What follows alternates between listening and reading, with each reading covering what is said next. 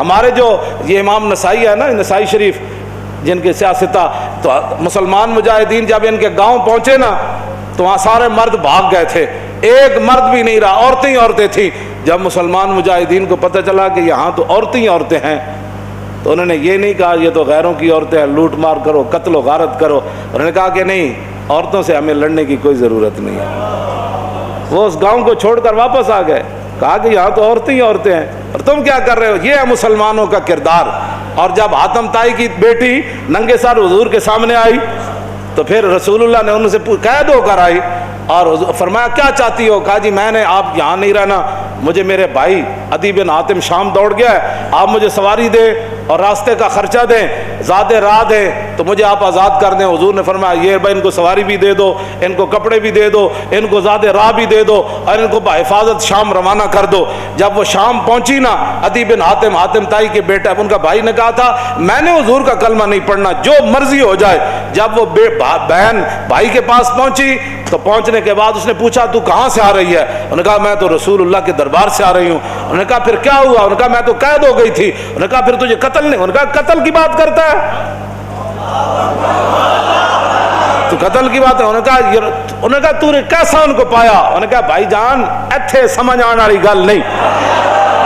انہوں نے کہا میں تے نہیں مننا۔ انہوں نے کہا جلا ہویا ایک بار جا تے صحیح، تو ویکھ تے صحیح، تو آیا نہ درتے کیوں بد نصیبہ، ہزارہ رنگاں وچ رنگیں دے محمد۔ بہن دے کہن ہوتے عدی بن حاتم کہتے میں تو تیز سواری رکھی ہوئی سی، میں تو نس آیا، میں حضور دا کلمہ نہیں پڑھنا۔ بہن کہنے لگی ایک باری جا تے صحیح، یہ دسن والی گل کوئی نہیں، ایک باری تو جا کے چہرہ انور ویکھ تے صحیح، خلق عظیم ویکھ تے صحیح، انہاں دی اخلاق تے عادات ویکھ تے صحیح جلیا۔ وہ کہندے میں اتھوں نسدا آیا، نسدیاں پھر میں جدو آیا تو مینوں پتہ چلیا حضور مسجد نبوی شریف تشریف فرماون۔ کہندے میں جدو جا کے حاضر ہویا تو حضور اٹھ کھڑے ہوئے میرے واسطے۔ انہاں مولویاں پیراں خود اخلاق کی وجہ پیش کیتے، میں تو انہوں سچی گل کر رہا۔ ارے نہ چونکہ خود نہیں اس راستے تے چلنا سی، تے چونکہ ایسے تھے تو پھر چونکہ ایسے تھا تو پھر کیوں جی؟ اور جڑی عورت رو رہی سی اپنے عزیز دی قبر ہوتے، حضور قریب تو گزرے تو فرمایا اسبری۔ انہوں نہیں سی پتہ رسول اللہ فرما رہے ہیں، انہیں سر رکھے ہوا، غم چیز ہی ایسی ہوندی، اسی واسطے حضور نے فرمایا میرا امتی پناہ منگے، غم بندے نو تباہ کر کے رکھ دیندا۔ انہیں کہا مینوں کہنے والے اسبری، جے تینوں یہ مصیبت پہنچی ہوندی تو تم مینوں نہ کہندا ہے گا۔ میرے آقا نے یہ سنی گل تے حضور چل پے، اس عورت نے کوئی گل نہیں فرمائی۔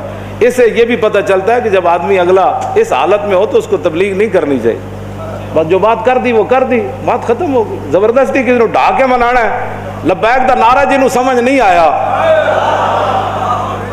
ہوں تسی انہوں ڈھا کے کی منانا ہے؟ اور میں نے یہ دسو جیڑا اے نہیں کہندا حضور میں بھی لبیک کا اتنا ہی مانا ہے، حضور میں بھی حاضر، میرے بچے بھی حاضر، میرا مال بھی حاضر، میری عزت بھی حاضر اور میرے ماں باپ بھی آپ کے لیے حاضر۔ اس سے زیادہ لبیک کا کوئی معنی نہیں ہے، اور تاجدار ختم نبوت کے نعرے کا اس سے زیادہ کوئی معنی نہیں کہ ساری دنیا طے و بالا ہو جائے لیکن حضور کی ختم نبوت پر پیرا ہر صورت میں ہوگا، بس اس سے زیادہ تاجدار ختم نبوت کا ہاں جی، اس سے زیادہ لوگ ان کو سیاسی نعرہ بنائے پھرتے ہیں، پیڑا اور تے پھکیاں اور، امت اس نعرے پر کھڑی ہو گئی اور وہ نیچے اختلافات تھے امت ان کو بلا گئی، انہوں نے کہا بس بھائی لبیک۔ مسجد نبی شریف میں عرب بھی کہتے ہیں لبیک یا رسول اللہ، ہم عربی ہے لیکن یہ نعرہ تو ہاں جی مصری بھی کہتے ہیں لبیک یا رسول۔ پورا عالم اسلام نہیں پوری دنیا کہہ رہی ہے اس وقت لبیک یا رسول اللہ، ہاں لبیک یا رسول اللہ۔ تو اس سے بڑا اللہ کا کیا کرم ہو سکتا ہے کہ امت اختلافات کو بھلا کر حضور کی غلامی کے لیے جمع ہو گئی۔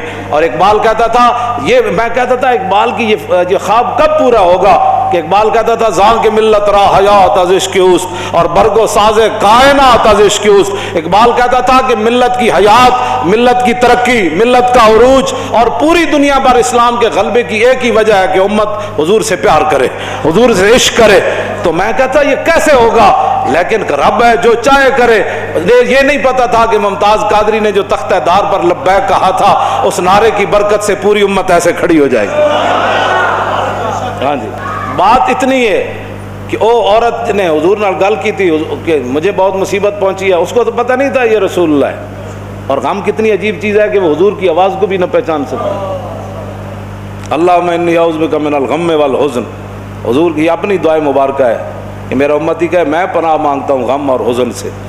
ہاں جی، یہ بڑی ڈاڈی شے ہے. اب میں جو بات اگلی کرنے لگا ہوں، بعد میں جب صحابہ آئے تو انہوں نے کہا آپ کو پتہ ہے جنہوں نے آپ کہا تھا اسبری صبر کرو وہ کون تھے؟ کہا نہیں. انہوں نے کہا وہ تو خود رسول اللہ تھے. وہ میں نے حضور کو یہ جواب دیا ہے. وہ کہتی ہے میں پھر گئی جلدی جلدی حضور کے دربار پر. میں جو بات کرنے لگا ہوں وہ یہ ہے، وہ کہتی ہے جب میں حضور کے دروازے پر پہنچی تو میں نے کوئی وہاں چوکیدار نہیں پایا.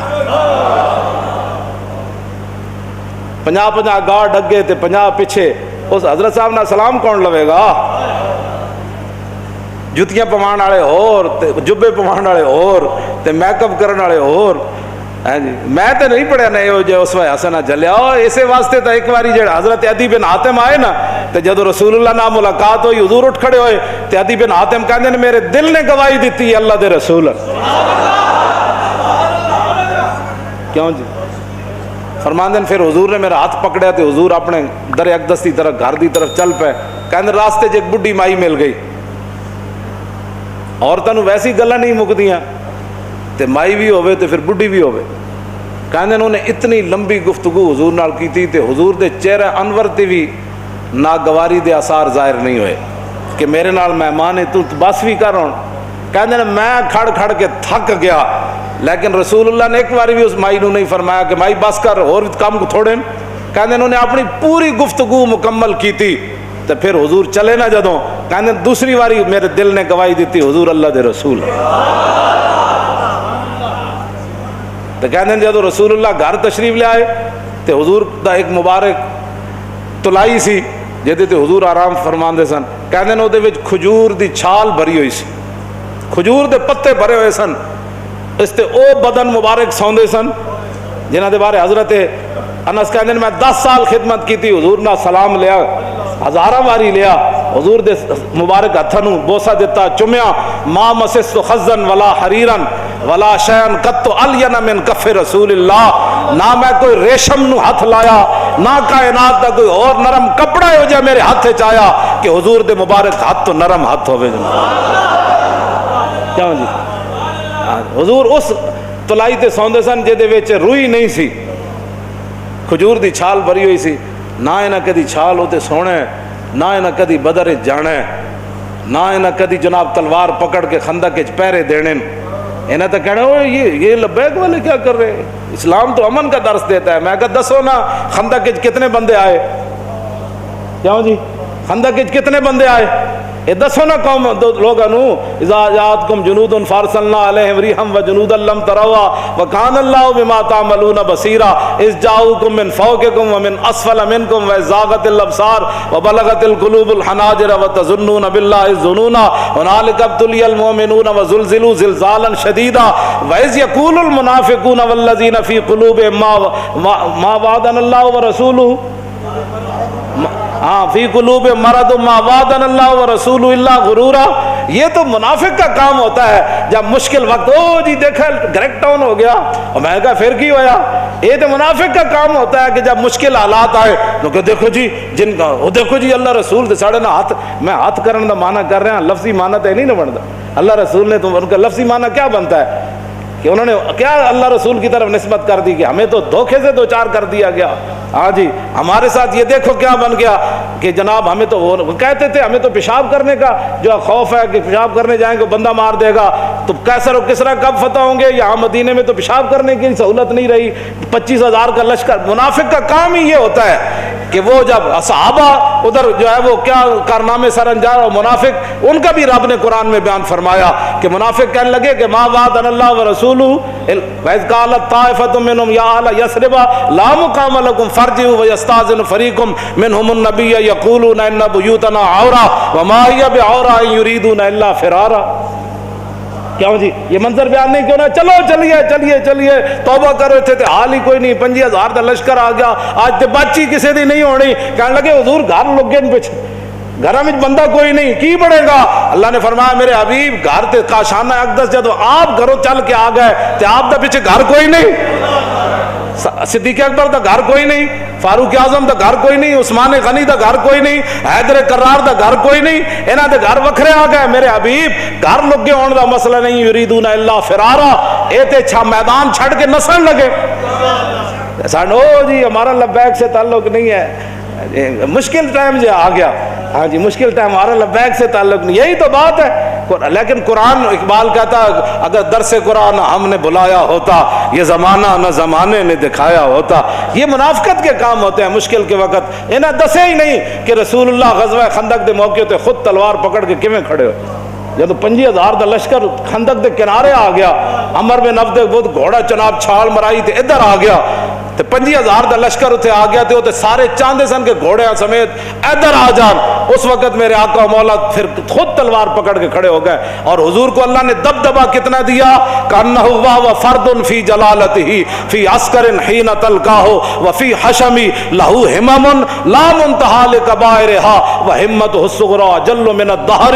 یہ دوسرا حضرت حسان کا شعر ہے, پہلا امام بوصیری کا شعر ہے. فرمایا اللہ نے ہمارے آقا و مولا کو ہیبت اور جلال اتنا عطا فرمایا کہ حضور تنہا بھی کھڑے ہوتے تو محسوس ہوتا کہ حضور کی پشت پر لاکھوں کا لشکر کھڑا ہے.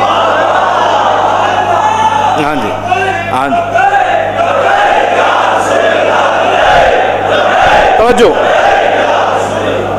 حضور خود تلوار پکڑے. کیوں جی علیکم بسنتی ہے نہیں, یہ نہیں سنت کہ جب دین پر مشکل وقت آ جائے تو رسول اللہ خود تلوار پکڑ کر کھڑے ہو گئے.